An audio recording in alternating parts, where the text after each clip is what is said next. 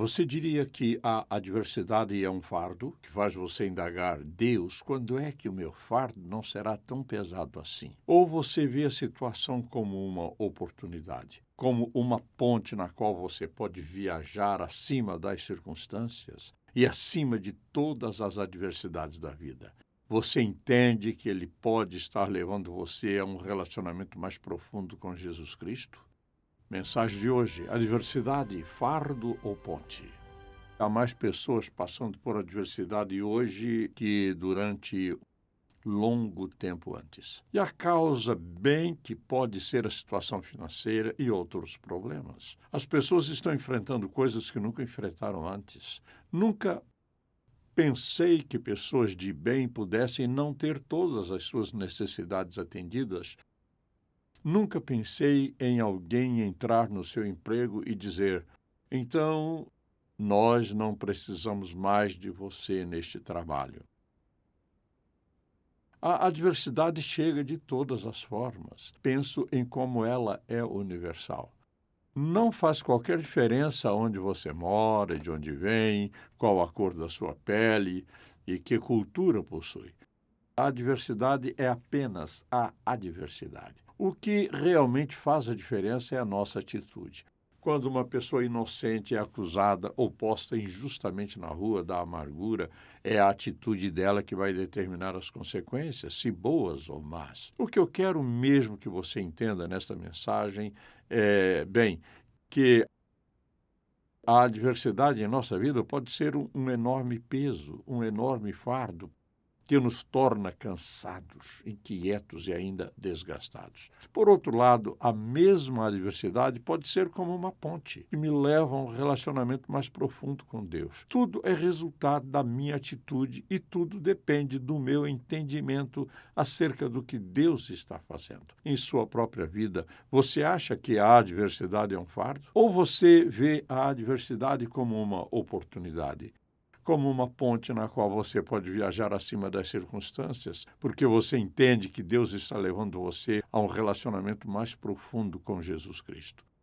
O apóstolo Paulo é, nas Escrituras, o melhor exemplo de alguém que não só passou por todos os tipos de adversidades, mas que compreendeu os princípios mais básicos de como podemos enfrentá-las. Então, eu quero que você abra a Bíblia em 2 Coríntios, capítulo 12. Paulo está escrevendo sobre muitas coisas relacionadas com a igreja. Uma daquelas coisas de que ele trata aqui, nos capítulos 11 e 12, é a adversidade e as coisas que ele teve que enfrentar. No 11º capítulo, ele enumera muitas coisas que ele teve de sofrer. Além disso, enfrento diariamente uma pressão interior, a saber, a minha preocupação com todas as igrejas. E então ele disse, diariamente, uma pressão interior. Não se trata de algo que lhe acontecia de vez em quando. Diariamente ele sentia o peso. Ele sentia pressão diariamente com todas as igrejas que ele tinha começado. O que estava acontecendo com o apóstolo é que falsas doutrinas ameaçavam as igrejas. Paulo tinha grande responsabilidade e oportunidade, mas a adversidade era parte de tudo isso. Então, quero que tenha em mente essa passagem por alguns momentos, a fim de perceber todas as coisas que ele aprendeu, coisas que você e eu também podemos aprender, a fim de nos ajudar a enfrentar qualquer adversidade em nossa vida. Você vai enfrentar as adversidades. A questão é, como é que você vai enfrentá-las? Como vai reagir? Você vai reagir de maneira a sempre sair ganhando, não importa o quê? Ou você vai enfrentá-las fazendo de contas que elas não existem? Talvez você se refugie no álcool ou algum outro tipo de prazer que, nada disso vai funcionar. Então, você vai desintegrar-se sob ela? Ou vai dizer, eu posso tratar disso de alguma forma? Você vai realmente enfrentar isso? O que eu quero que você veja, há algumas verdades muito específicas que o apóstolo Paulo aprendeu e que ele compartilha nessa passagem a fim de ajudar-nos a enfrentar toda e qualquer adversidade na vida. Quero que você ouça com atenção para o seu próprio bem. Você vai precisar desses princípios e a questão é, como é que você vai reagir? Agora, No capítulo 4 de Filipenses, por exemplo, no versículo 11, ele diz a mesma coisa quando está escrevendo acerca do que se passava com ele. Ele diz no versículo 10, alegro-me grandemente no Senhor, porque finalmente vocês renovaram o seu interesse por mim. De fato, vocês já se interessavam, mas não tinham oportunidade para demonstrá-lo. Eles haviam apoiado Paulo antes, mas não continuaram. Ele diz, não estou dizendo isso porque esteja necessitado, pois aprendi a adaptar-me a toda e qualquer circunstância. Por que ele disse isso? Porque ele sabia como responder. Aqui está o que ele aprendeu. Ele aprendeu algo acerca de seu relacionamento com Jesus. Ele estava aprendendo que estas coisas não podiam abatê-lo, porque, de alguma forma, ele poderia ter contentamento. Lembre-se que ele está escrevendo aos Filipenses, ou ele está escrevendo essas cartas de dentro de uma cela de prisão, porque ele ia de uma prisão para outra. Agora, ele poderia ter contentamento em meio a tudo isso. Há apenas uma maneira de se sentir contente no meio da adversidade. E quando passamos por essas provas, uma após outra, você vai entender isso. A segunda coisa que desejo que você observe aqui é esta. Em sua fraqueza, ele poderia experimentar a força sobrenatural de Deus. A adversidade nos enfraquece nas emoções ou fisicamente, sejam estas quais forem. Faz-nos cansados, trôpegos e desgastados. Ele disse que aprendeu que poderia experimentar a força sobrenatural de Deus. Ouça o que ele diz nesta passagem em 2 Coríntios.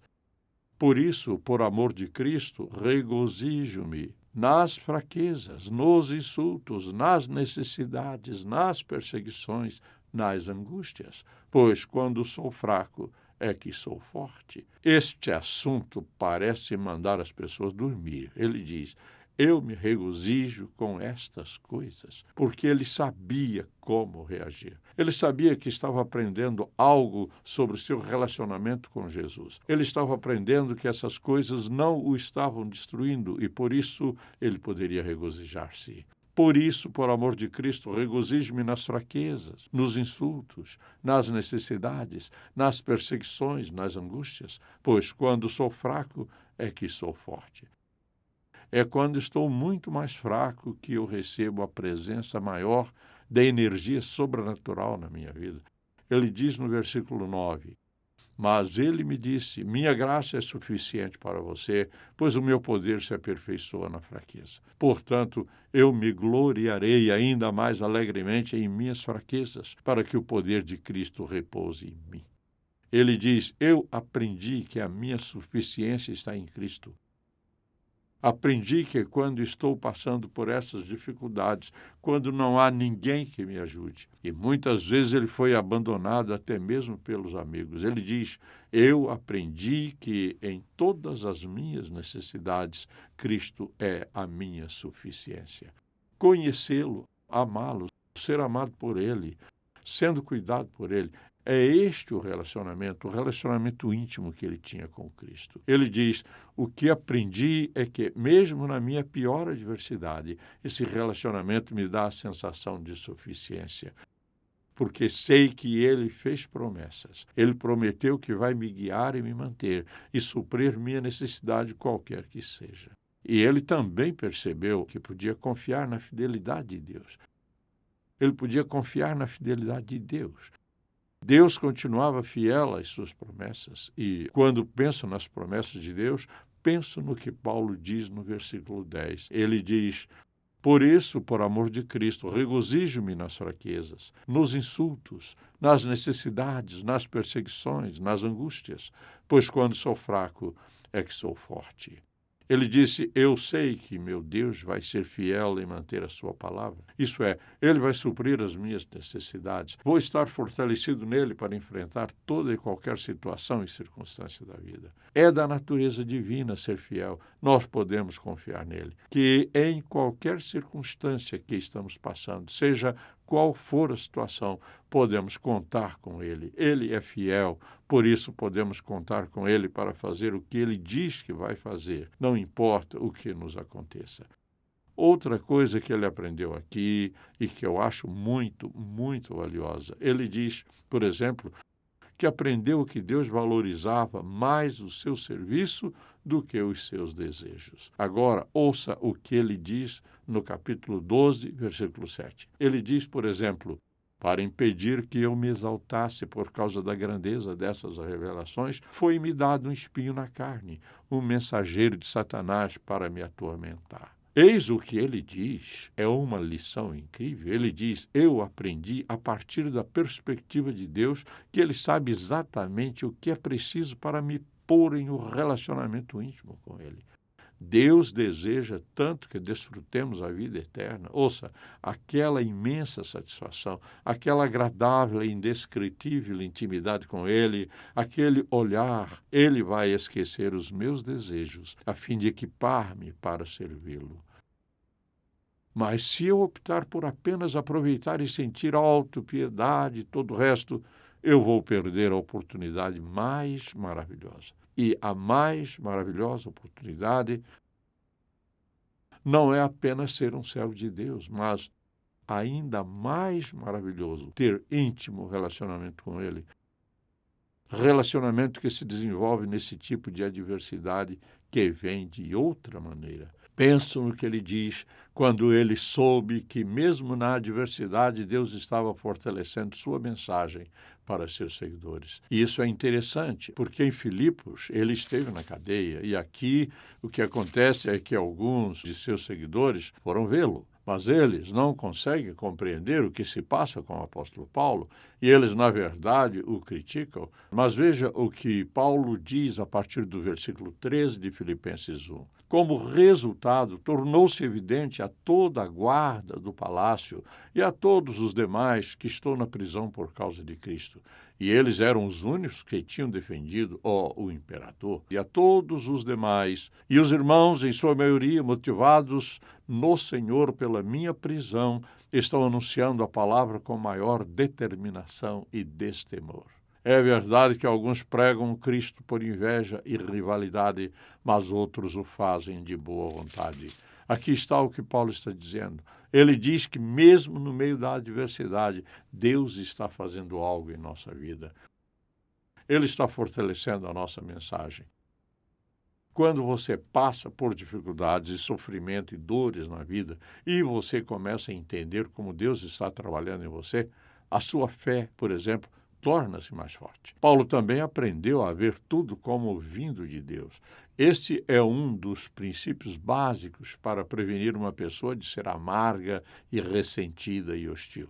Ouça o que ele diz nesta passagem.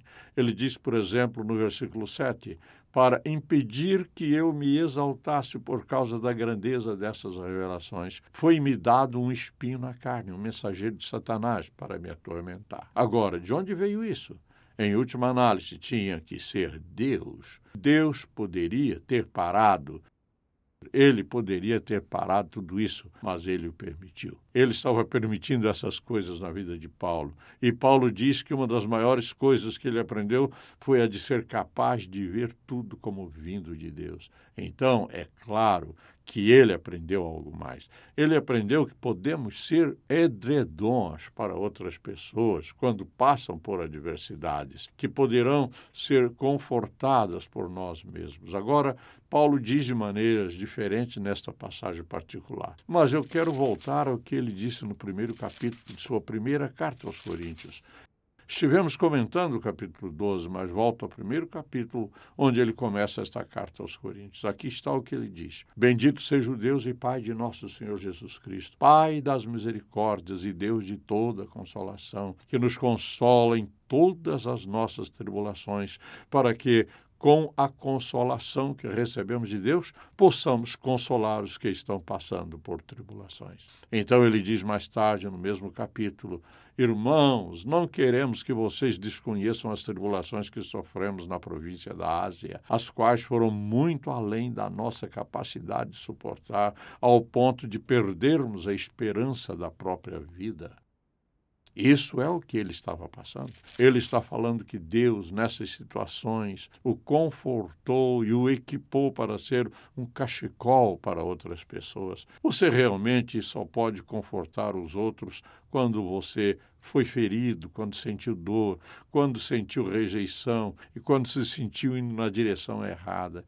Quando você se sentiu perdendo na vida e, de alguma forma, Deus começa a trabalhar em você, seu conforto é incrível. E Paulo diz que aprendeu essa lição, que se tornou mais eficaz quando foi mais prejudicado. É quando temos de ser consolados que entendemos o que significa confortar alguém. E depois, claro, Paulo aprendeu que poderia regozijar-se no meio de suas adversidades. E eu amo, Filipenses, porque há tantos versículos maravilhosos aqui. Mas veja o que o apóstolo diz neste 4º capítulo de Filipenses. Alegrem-se sempre no Senhor. Novamente direi, alegrem-se. Ele escreveu na prisão, em uma prisão romana, e ele está falando de regozijo. Todas as coisas ruins que lhe tinham acontecido, em vez de fazer dele um queixoso, querendo sair da cadeia, esperando que alguém o resgatasse, passando dias e noites de choro, Deus, por favor, salve-me. Ele estava apenas recebendo todas essas experiências e as guardando em sua mente e coração, e recolhendo e aprendendo a colher a mais rica recompensa do Deus que ele servia. Portanto, qualquer adversidade que você esteja enfrentando, se na maioria das vezes você não pode controlá-la, você tem que decidir como agir. Você seria capaz de pensar nisso como uma ponte que Deus está construindo para você? Ouça, Deus deseja um relacionamento tão íntimo com você que ninguém na terra pode obter. Esse relacionamento com Ele você nunca será capaz de compreender plenamente todos os dias da sua vida. O relacionamento que se tornou possível graças à morte de Jesus. Um relacionamento com Ele que vai revolucionar totalmente a sua vida. Equipá-lo para ser um forte servo de Deus. Ou você quer apenas ter lamúrias, bebida, festa, sexo ou qualquer outra coisa que mantenha a mente fora dele. É interessante que sua mente nunca fica longe dele. Então, essa é a abordagem do diabo. Ou você pode tomar o caminho de Paulo. Esta é uma ponte e eu vou viajar acima de tudo isso, porque sei o que está do outro lado. Esse doce, precioso relacionamento indescritível e eterno com Jesus Cristo. Isso é tudo sobre você e seu futuro. Então, olhe para a sua diversidade, seja ela qual for, e pergunte a Deus: como tenho agido? Como tenho respondido? Quero lhe dizer isto: você não pode ser um cristão se você pensa, o que é que o mundo tem para mim? Aqui é tudo acerca de Deus. Deus envia a você bastante dor de cabeça e sofrimento que, finalmente, vai conduzi-lo a Ele mesmo. Você pode resistir a Ele, pode se rebelar contra Ele, mas apenas para o seu próprio sofrimento e dor. O que Ele quer é que você reconheça que Ele criou você para Ele mesmo, não para você. Ele quer que você confesse o seu pecado, a sua rebelião, e confie que Ele perdoa os seus pecados através do seu Filho, que morreu na cruz. E entregue sua vida a Ele e veja. Você pergunta, será que isso vai tirar toda a minha diversidade? Não necessariamente. Ele sabe quanto você precisa mudar para ser a pessoa que Ele quer que você seja. Mas você tem duas escolhas. Você pode se rebelar ou você pode se render. E essa é a melhor maneira. É a minha oração por você. Se você foi abençoado pelo programa de hoje, por favor, visite-nos em ministérioemcontato.com. Ou se você deseja receber uma oração, ligue 0800 891 3597.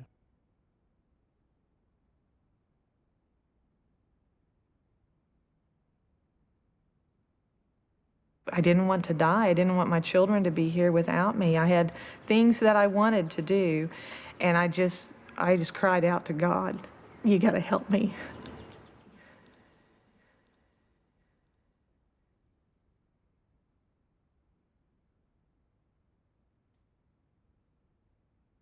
We never think that at 46 we could be facing something that would change not only my life, but my children's life.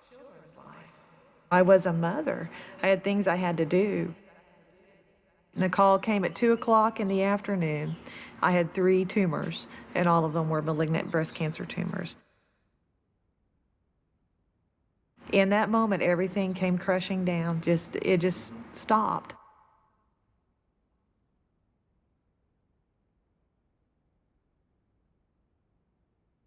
One of the hardest things about that day was telling the children, to watch their little faces just be crushed, that Mom had cancer, and to try to help them understand that it was going to be okay when I didn't believe I was going to be okay.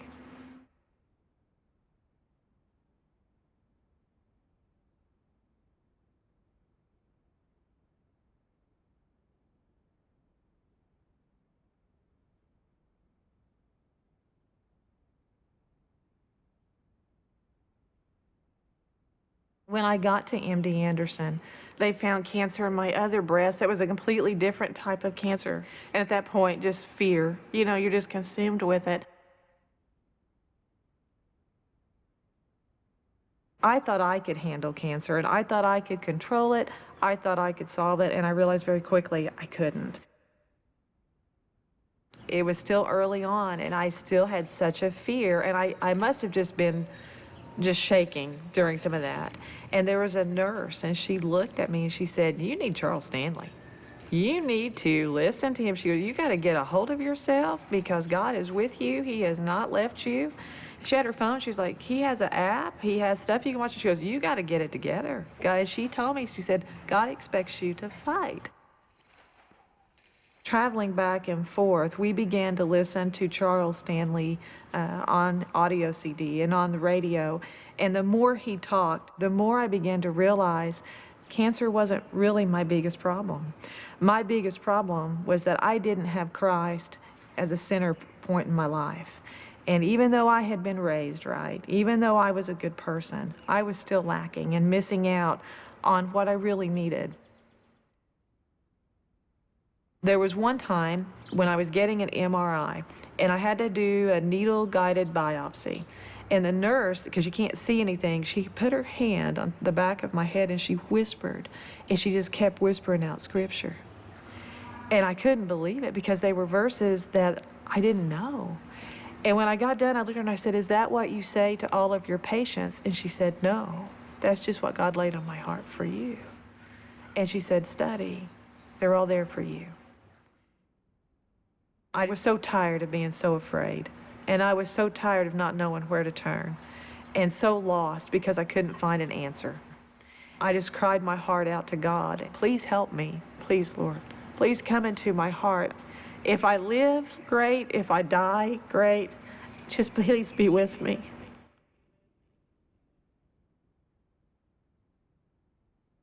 I felt things change, and I knew that He heard my prayer. And He didn't tell me necessarily everything was going to be all right, but I knew beyond a shadow of a doubt that He was with me and that He was walking with me. And I knew I was forgiven.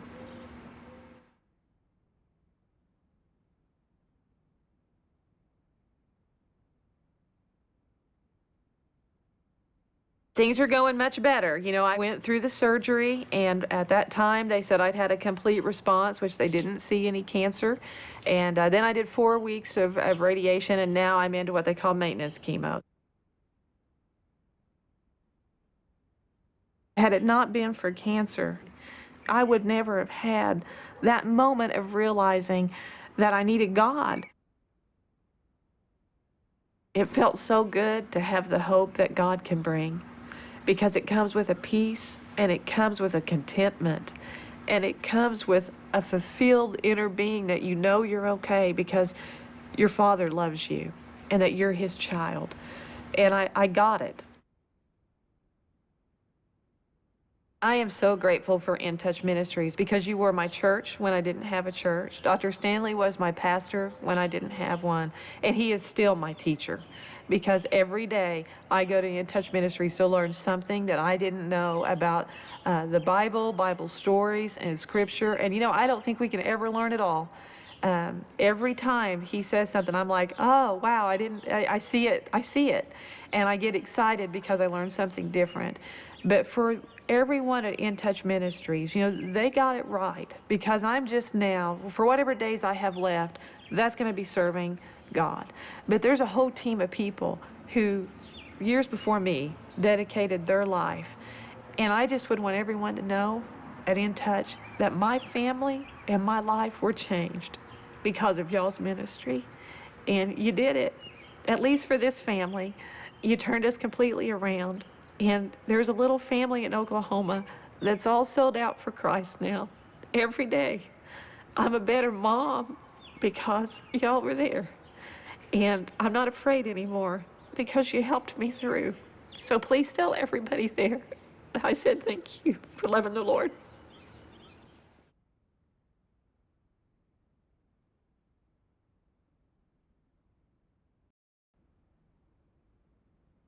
Você toma decisões com base em se você vai ser aceito ou rejeitado? Ou você responde aos apelos de Deus em sua vida de acordo com o que você sabe que Deus ensina em sua palavra? É preciso coragem para ser obediente a Deus. Dr. Charles Stanley compartilha sua jornada pessoal de viver pela fé.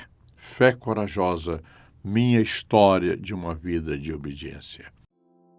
Dinheiro, relacionamentos, fé, emprego, teologia. Se você tem perguntas difíceis, Dr. Charles Stanley tem respostas bíblicas em seu Manual para a Vida Cristã. Este abrangente manual é a sua fonte de respostas para as questões da vida cristã e da doutrina.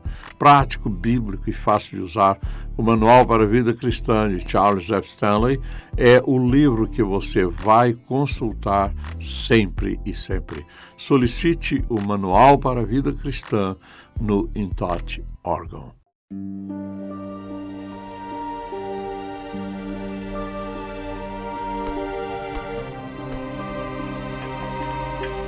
Você valoriza a escolha de Deus o suficiente para esperar? Tocando o mundo com uma paixão por Deus e compaixão pelas pessoas. Em Contato com o Dr. Charles Stanley. É uma produção da In Touch Ministries, Atlanta, Geórgia, Estados Unidos. Este programa só é possível pela graça de Deus e a fidelidade de nossos parceiros de ministério ao redor do mundo.